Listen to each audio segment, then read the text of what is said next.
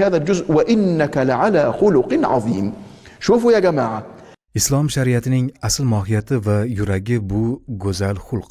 Alloh taolo payg'ambarimiz Muhammad sallallohu alayhi va sallamni e'tirof etib, u zotga yuborilgan payg'ambarlik insonlar uchun go'zal namuna ekanini bayon qilish uchun Qur'oni Karimda shunday deydi: Albatta siz ulug' xulq ustidadirsiz.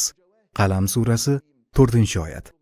Azizlar, mazkur oyat Qur'oni Karim oyatlarining durdonalaridan biri hisoblanadi.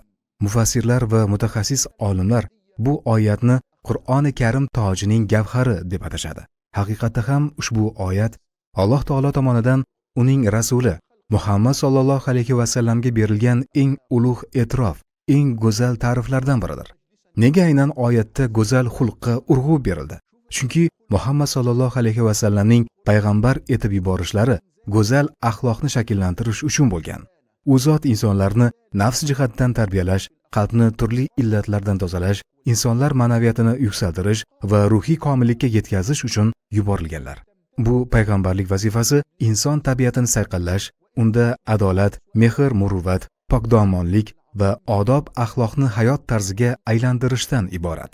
Qolaversa, payg'ambarimiz sollallohu alayhi va sallam go'zal xulq haqida shunday deydilar: Men go'zal xulqlarni mukammal qilish uchun yuborildim.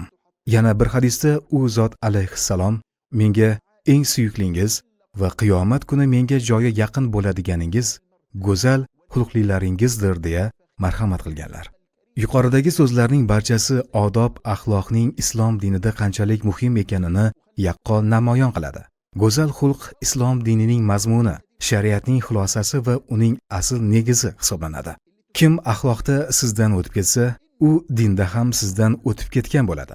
Insonlar ko'p hollarda rostgo'ylik, omonatdorlik, va'daga vafo qilish kabi zohiriy, tashqi fazilatlarda o'zaro musobaqalashishadi. Lekin haqiqiy axloq bu qalbdagi poklik, nafsni turli yomon illatlardan tozalash, Alloh taologa go'zal odobni ko'rsatish, insof va kamtarlik kabi nozik ma'naviy sifatlarni ham qamrab oladi.